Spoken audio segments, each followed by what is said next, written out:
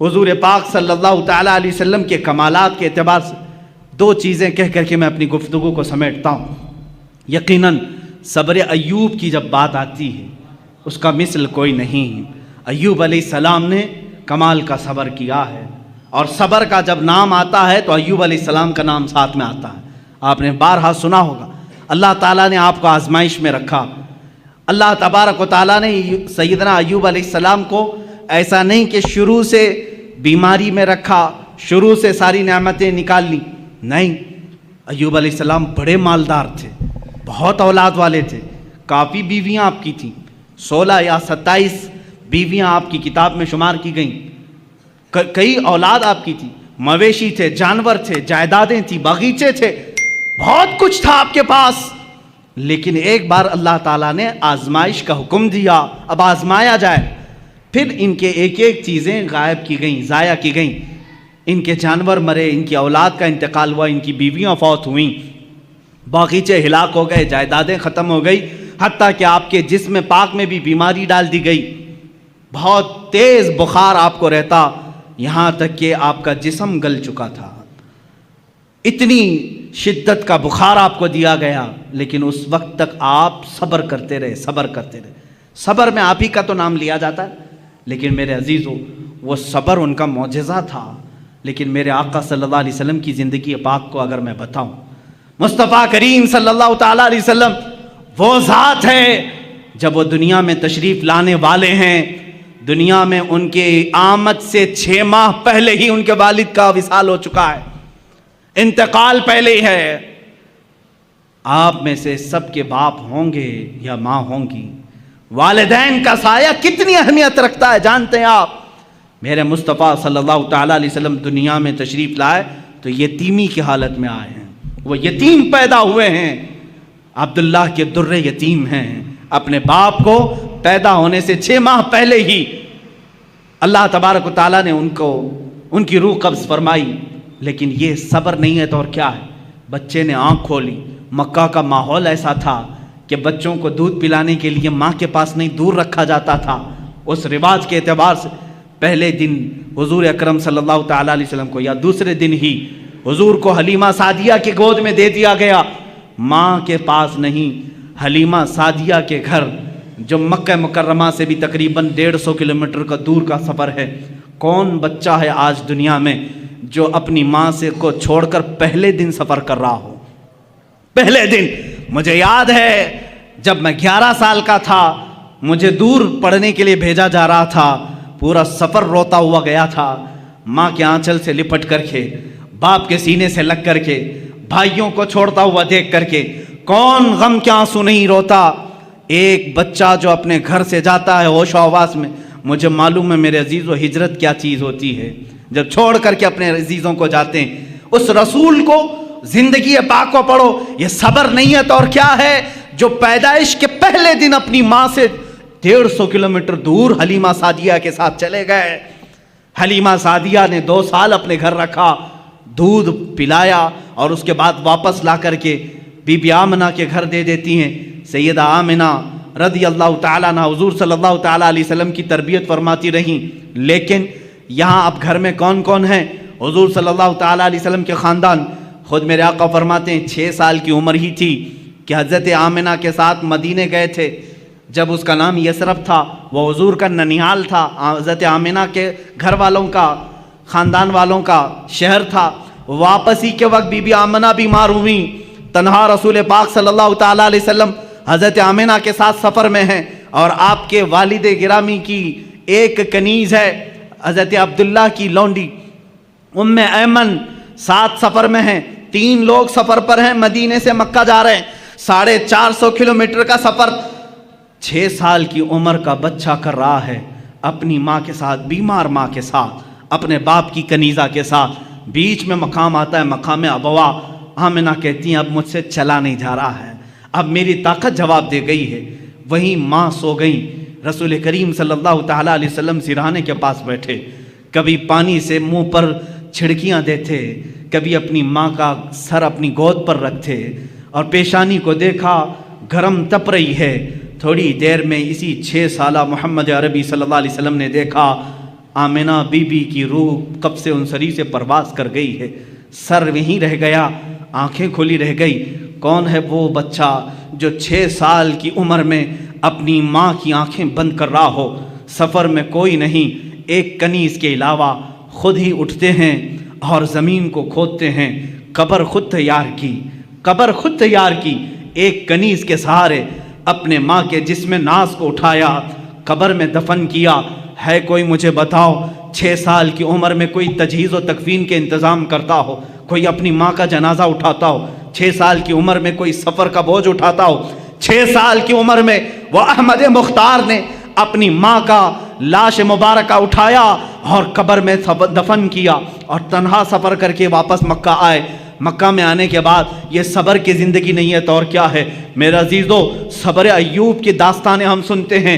अय्यूब अलैहिस्सलाम के पास शुरू से बहुत कुछ था, जायदादें थी, औलाद थी, बेशुमार उनके पास माल था, मगर मुस्तफ़ा करीम यतीमी की हालत में दुनिया से आए।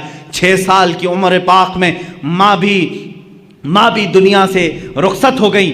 8 साल की उम्र में जो दादा शफीक थे, जो दादा निहायत रफ़ीक थे, आपकी सरपरस्ती करते थे, वो तरबियत करते थे, अब्दुल मुत्तलिब, वो भी इस दारे फ़ानी से कूच कर गए। अब्दुल मुत्तलिब को भी दफन किया, सिर्फ चचा रह गए अबू तालिब, जिनकी परवरिश में रहे और तिजारत करने के लिए पहली मर्तबा 12 साल की उम्र में ये रसूल पाक निकलते हैं। मेरे आका सल्लल्लाहु तआला अलैहि वसल्लम 12 साल की उम्र से तिजारत कर रहे हैं। अब आओ शादी करने का मौका आया है। 25 साल की उम्र में 40 साल की बेवा खातून से, जिसकी ऑलरेडी 2 तलाक हो चुकी थी, खदीजतुल कुबरा रज़ियल्लाहु तआला अन्हा से निकाह किया। क्या ये सब्र नहीं है? ये सब्र नहीं है तो और क्या है? 40 साला खातून से निकाह किया। लेकिन अगर औरतों का शौक़ होता तो उसी वक्त 4-5 और कर लेते, लेकिन जब तक बीबी खदीजा निकाह में थी किसी दूसरी औरत से आपने निकाह नहीं किया। आपने 25 साल की उम्र से लेकर आपकी उम्र मुबारका जब 50 साल की हुई तब तक बीबी खदीजा के साथ रहे। अब सुने, हुजूर पाक सल्लल्लाहु तआला अलैहि वसल्लम वो दुनिया के अजीम बाप हैं जिनको अल्लाह ने 4 बेटियां और 3 बेटे दिए। सब्र की बात आती है, बाप हिल जाता है, बाप अपनी औलाद के लिए सब कुछ कर जाता है। एक बच्चा बीमार हो तो हमने बाप को तड़पते हुए देखा है, डॉक्टरों के लिबास से उलझते हुए देखा है और उसको दवाखानों और हॉस्पिटलों के चक्कर लगाते हुए देखा है। खुद की सेहत को तो गवा लेगा, लेकिन बाप अपनी औलाद की सेहत पर कुर्बान जाता है, अपने आप को तबाह कर लेता है। वो दुनिया के अजीम बाप है मेरे आका, जिनको अल्लाह ने पहला बेटा दिया अब्दुल्लाह की शक्ल में, 3 दिन रहा, हाथ में फौत हो गया। दूसरा बेटा दिया कासिम की शक्ल में, चंद माह रहा, उसके बाद हाथों में फौत हो गया। तीसरा बेटा दिया इब्राहीम की शक्ल में, 6 महीने रहा, खिलाते रहे, उस बच्चे के साथ खेलते रहे, उसके साथ अपनी गोद को गर्म करते रहे। लेकिन 6 महीने के बाद उस बच्चे ने भी अपनी आखिरी सांसें ली। 3 बेटों को ये रसूल पाक ने अपने हाथों से दफन किया है वो बाप के अंदर सब्र जो अपने हाथों से अपने बेटों की तदफीन कर रहा है। बची थी बेटियां, 4 बेटियां अल्लाह ने दी थी, बीबी ज़ैनब, बीबी उम्मे कुलसूम, बीबी रुखैया, सैयदा बीबी फातिमा ज़हरा रज़ियल्लाहु तआला अन्हा। सब्र के पैकर को देखो, मैं तुम्हें सब्र पूरी जिंदगी में बताऊंगा। ये वो अजीम बाप है जब रसूल करीम सल्लल्लाहु अलैहि वसल्लम ने अपने नौनिहाल नन्हे बच्चों को अपने हाथों से दफन किया, कभी वावेला नहीं किया, कभी मातम नहीं किया, शुक्र बजा लाते रहे अपने मौला का। अल्लाह के हबीब सब्र के पहाड़ बनकर रहे। लेकिन जब आप मदीना तैयबा हिजरत करके आए, मुझे बताओ क्या मक्का वालों ने परेशान नहीं किया? आपके गले में रुमाल डाल करके लोग घुमाते रहे, जिससे मेरे आका का गला सूज जाता था। कभी मेरे आका सल्लल्लाहु तआला अलैहि वसल्लम की पुश्त मुबारका पर उन्होंने कचरे डालने की कोशिशें की। अल्लाह के नबी सल्लल्लाहु अलैहि वसल्लम पर 3 साल तक उन्होंने सोशल बाइकाट रखा। जब मेरे आका सल्लल्लाहु अलैहि वसल्लम ने पत्ते खाए मक्का में, अपने घर के पास पहाड़ की चोटी में रहे, चमड़े गला करके खाए जाते थे। ये सब्र नहीं है तो और क्या है? सब्र अय्यूब को तुमने पढ़ा, सब्र मुस्तफ़ा को भी देखो। मेरे आका सल्लल्लाहु तआला अलैहि वसल्लम के सामने उनकी औलाद दफन हो गई, लेकिन जब बच्चियां जवान होती हैं तो मेरे अजीज हो, बाप के बुढ़ापे का सहारा भी होती हैं, फसलें बहार होती हैं। कौन बाप अपनी बच्चियों की शादी देख करके मुस्कुराता नहीं, खुशियों में रो भी देता है। बेटियां उसके लिए ایک نہایت ہی قیمتی تحفہ ہوتی ہیں۔ میرے آقا صلی اللہ تعالیٰ علیہ وسلم کی بڑی صاحبزادی سیدہ زینب جب ہجرت کر کے مدینے میں آئی، اونٹ کے اوپر سے ان کو گھرایا گیا تھا، جس کی وجہ سے وہ حمل سے تھی، حمل گر گیا تھا۔ واپس مدینے میں آئی، بیمار رہنے لگی۔ 1 سال نہیں گزرا تھا، حضور پاک کے سامنے وفات پا گئی۔ خود جنازہ پڑھایا، اپنی بیٹی کو دفن کیا۔ جنگ بدر میں گئے ہیں، اپنی بیٹی رقیہ کو حضرت عثمان کے نکاح میں دیا تھا۔ حضرت عثمان سے کہا رقیہ بیمار ہے، میری بیٹی کی تیمارداری میں لگے رہو، میں بدر میں ہوں، جنگ بدر میں رہے۔ خبر ملی آقا آپ کی دوسری صاحبزادی رقیہ کا بھی انتقال ہو گیا۔ میرے آقا صبر کر کے میدان بدر میں رہے، دفن میں بھی شریک نہیں ہو سکے۔ واپس مدینے میں آئے، تیسری بیٹی تھی ام کلثوم، اپنے عثمان ابن عفان کے نکاح میں دیا۔ چند مہینے کے بعد ام کلثوم بیمار ہوئی۔ حضور پاک صلی اللہ تعالیٰ علیہ وسلم کی زندگی پاک میں یہ تیسری صاحبزادی بھی فوت ہو گئیں۔ اللہ مجھے بتاؤ، جس کو اللہ نے 7 اولاد دیے، اس میں ایک بعد دیگرے، اسی باپ نے اپنے بچوں کو دفن کیا ہے، اپنے بچوں کا جنازہ پڑھا ہے۔ 3 بیٹے اور 3 بیٹیوں کو دفن کیا، لیکن زبان سے کبھی شکوہ نہیں کیا، کبھی شکایت نہیں کیا، اف تک نہیں کیا۔ صبر ایوب کا مقام اپنی جگہ پر، صبر مصطفیٰ کا مقام اور ہے، میرے آقا کا صبر کا مقام اور ہے۔ آخر میں صرف فاطمۃ الزہرا باقی رہی جب آپ کی وفات کا وقت تھا۔ میرے عزیزو، یہی فاطمہ زہرا سے حضور صلی اللہ تعالیٰ علیہ وسلم نے آخری وقت یہ کہا تھا، کانوں میں کچھ کہہ کر کے وہ رونے لگی، پھر بلایا، پھر کانوں میں کچھ کہا تو ہنسنے لگی۔ ماں عائشہ صدیقہ نے پوچھا تھا، فاطمہ تمہارے بابا نے کان میں کیا کہا تھا؟ فاطمہ نے کہا، پہلی بار جب انہوں نے کہا فاطمہ میں جا رہا ہوں اللہ کی بارگاہ میں رو پڑی۔ پھر بابا نے مجھے بلا کر کہا، فاطمہ میرے خاندان والوں میں سے میری وفات کے بعد سب سے پہلے تم مجھ سے ملنے کے لیے آؤ گی۔ میں ہنس پڑی کہ میری موت جلدی ہونے والی ہے۔ حضور پاک کی وفات ربیع الاول شریف میں ہوئی اور حضرت فاطمہ زہرا کی وفات رمضان مبارکہ میں۔ صرف 6 مہینے کے بعد حضرت فاطمہ بھی وصال کر گئی۔ یہ مصطفیٰ کا گھرانہ ہے۔ اسی مصطفیٰ کریم صلی اللہ تعالیٰ علیہ وسلم کے صبر پاک کے جلوے دیکھو۔ کیا نبی کونین اپنی قبر انور سے اپنے شہزادوں کی شہادت کربلا میں نہیں ملاحظہ کر رہے ہوں گے، جہاں ان کے شہزادوں کو تڑپایا گیا، بھوکا رکھا گیا، پیاسا رکھا گیا اور ان کے ٹکڑے کیے گئے، جسموں پر گھوڑے دوڑائے گئے، حسن مجتبیٰ کو زہر دیا گیا، حسین اعظم کی گردن کو جسم ناز سے الگ کیا گیا۔ کیا یہ میرے آقا نے قبر پاک سے ملاحظہ نہیں کیا ہوگا؟ عزیزان گرامی، اگر میں صبر مصطفیٰ کو گناؤں بہت طویل داستان ہوگی، لیکن میں اتنا ضرور بتاؤں گا، افضلیت مصطفیٰ ہر شکل میں تمہیں نظر آئے گی۔ اگر اللہ نے آدم علیہ السلام کو آہو بکا دیا تھا، وہ روتے تھے، اور وہ کس لیے روتے تھے؟ آدم علیہ السلام اپنی اس بات پر روتے تھے جو آپ نے گندم کھایا تھا جنت میں، درخت کا پھل کھایا تھا، اس بات پر 300 سال روتے رہے۔ لیکن مصطفیٰ بھی روتے رہے، زندگی پر روتے رہے، لیکن کس کے غم میں روتے رہے؟ امتی امتی امتی امتی کہتے کہتے روتے رہے۔ یہ ناز الگ ہیں، اسی لیے امام اہل سنت نے کہا ہے، اللہ کیا جہنم اب بھی نہ سرد ہوگا، رو رو کے مصطفیٰ نے دریا بہا دیے ہیں۔ میرے عزیزو، رونے میں آپ بے مثال ہیں، جانوروں کی بولیاں سننے میں بے مثال ہیں، حسن یوسف میں بے مثال ہیں، ثبات و استقامت میں بے مثال ہیں۔ اسی لیے شاعر نے جو کہا اسی بات پر میں کہتا ہوں اپنی گفتگو کو، ہاں ایک بات رہ گئی ہے، وہ عطا کرنے میں بھی بے نیاز ہیں، وہ رحم کرنے میں بے مثال ہیں، رحم کرنے میں بھی بے مثال ہیں۔ ایک ہی مثال میں بتا دوں، ایک بار موسیٰ علیہ السلام نے قارون سے کہا تھا تیرے پاس بہت خزانے، زکوٰۃ دے دے۔ اس نے کہا کہ کچھ کم کراؤ، 25% زکوٰۃ دینی تھی۔ موسیٰ علیہ السلام نے رعایت کرائی اللہ سے کہ اس کو کچھ کم کر دے مولا۔ اللہ نے کم اتنا کر دیا کہ 1000 میں 1 روپے دے۔ کتنے؟ 1000 میں 1۔ اس کے حساب سے کیلکولیشن کیا تو قارون کے بہت سارے خزانے زکوٰۃ میں جا رہے ہیں۔ اس مالدار نے جس کی چربی چڑھی ہوئی تھی مال کی، نہیں دینے کا ارادہ کیا، موسیٰ علیہ السلام پر الزام لگایا برے کام کا، موسیٰ علیہ السلام کو جلا لایا۔ آپ نے کہا اے زمین اسے نگل جا۔ زمین پھٹ گئی، قارون اندر جانے لگا، قارون اندر جانے لگا، وہ بار بار دعائی دینے لگا، بچا لو بچا لو بچا لو۔ موسیٰ علیہ السلام نے اس کی ایک بھی نہیں سنی۔ تو نے مجھ پر الزام لگایا. پھر آخر میں اس نے کہا کیا میرے خزانے پر قبضہ کرنا چاہتے ہو؟ موسیٰ علیہ السلام نے زمین سے کہا ہے زمین اس کے خزانے بھی نگل جا. سارے خزانے بھی زمین بوس ہو گئے، قارون بھی زمین میں تہس نہس ختم ہو گیا. One time one shot. یہ موسیٰ علیہ السلام، اس سے پہلے بھی ایک فرعونی کو ایک گھونسا مارا تھا آپ نے، وہ مری گیا تھا. مصطفیٰ کریم صلی اللہ علیہ وسلم ہجرت کر کے مدینہ جا رہے ہیں، لالچ میں کئی لوگ پیچھے پڑ گئے تھے. ایک شخص سراقہ، یہ بھی پیچھے آ گیا. دوسرے تو کوئی پا نہیں سکے، سراقہ پا لیا. حضرت ابوبکر نے کہا آقا سراقہ دیکھ لیا ہے ہم کو، وہ تیر کمان لے کر کے آ رہا ہے ہمیں گرفتار کرنے.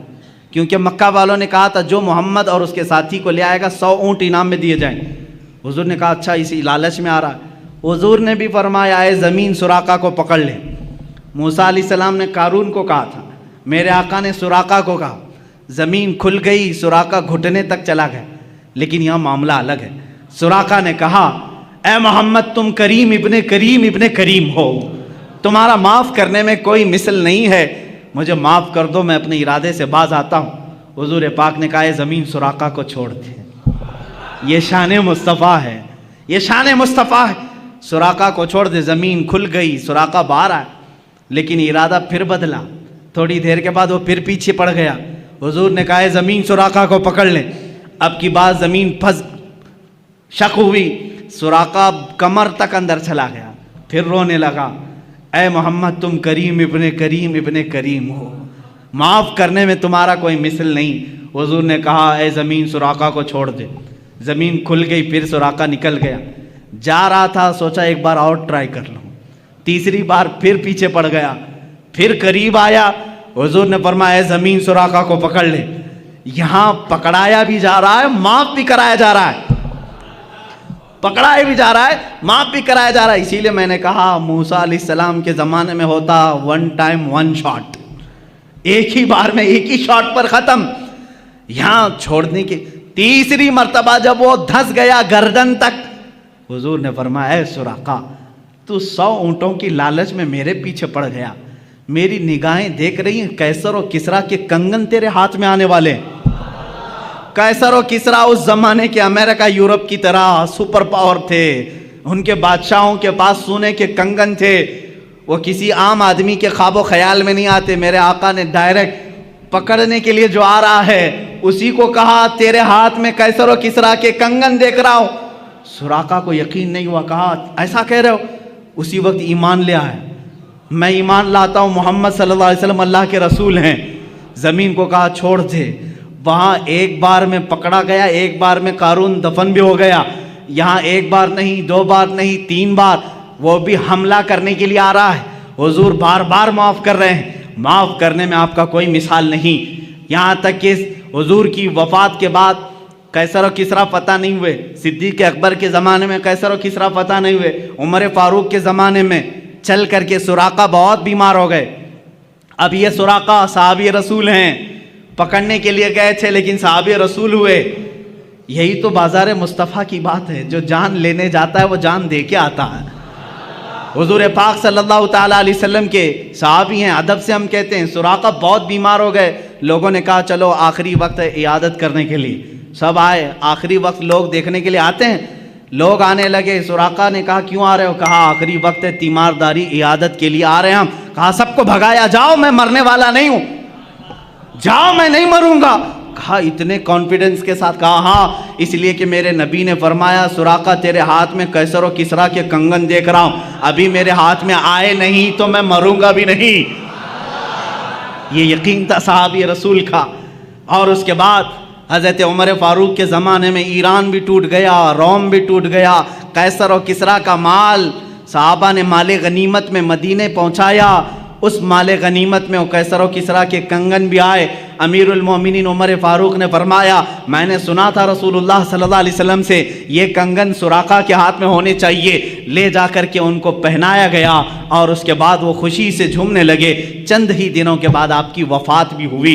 عزیزان گرامی، یہاں بات یہ عرض کرنا چاہتا ہوں، اس رسول کا معاملہ یہ ہے، عطا کرنے میں بے مثال، رحم کرنے میں بے مثال، معاف کرنے میں بے مثال. اسی کو امام میرا کہتا ہے بریلی کا، میرے کریم سے گر قطرہ کسی نے مانگا دریا بہا دیے ہیں در بے بہا دیے ہیں، واہ کیا جود و کرم ہے شہ بتا تیرا، نہیں سنتا ہی نہیں مانگنے والا تیرا۔ حضور کی بات تو یہ ہے چور حاکم سے ڈریں یا مات الگ ہے۔ چور کس سے ڈرتا ہے؟ پولیس سے ڈرتا ہے نا، پکڑنے والا آیا تو چور ڈر کے بھاگتا ہے، لیکن آقا آپ کی شان ہی الگ ہے، آپ حاکم ہیں اور چور آپ ہی کے پاس چھپنے کے لیے بھی آتا ہے، یہی چھپنے کے لیے آتا ہے۔ اسی لیے امام زمن کہتے ہیں ڈھونڈا ہی کریں صدر قیامت کے سپاہی۔ قیامت کے دن کچھ مجرموں کو فرشتے ڈھونڈ رہے ہوں گے، فلاں مجرم کہاں ہے، فلاں وہ کام کیا تھا، یہ کہاں ہے، وہ کہاں ہے، جرموں کا اعلان ہو چکا ہوگا، فرشتے ڈھونڈ رہے ہوں گے،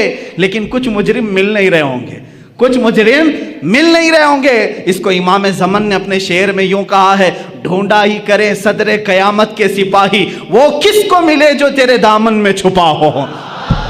حضور کچھ مجرموں پر اپنا دامن رکھے ہوں گے، آقا رحم کرنے میں بے مثال ہیں۔ میرے عزیزو ابھی 12 دن ہیں، آپ روزانہ میرے مصطفیٰ کی بات سنیں گے، اپنے ایمان کو تازہ کریں گے۔ آج میں سمجھتا ہوں کہ آج کی یہ محفل یہاں تک میں اس بات کے ساتھ ختم کرتا ہوں، لا یمکن الثناء کما کان حق ہو بعد از خدا بزرگ، تو ہی قصہ مختصر یا رسول اللہ، لیکن رضا نے ختم سخن اس پہ کر دیا، خالق کا بندہ خلق کا آقا کہوں تجھے، حیران ہوں میرے شاہ میں کیا کیا کہوں تجھے۔ وآخر دعوانا الحمدللہ۔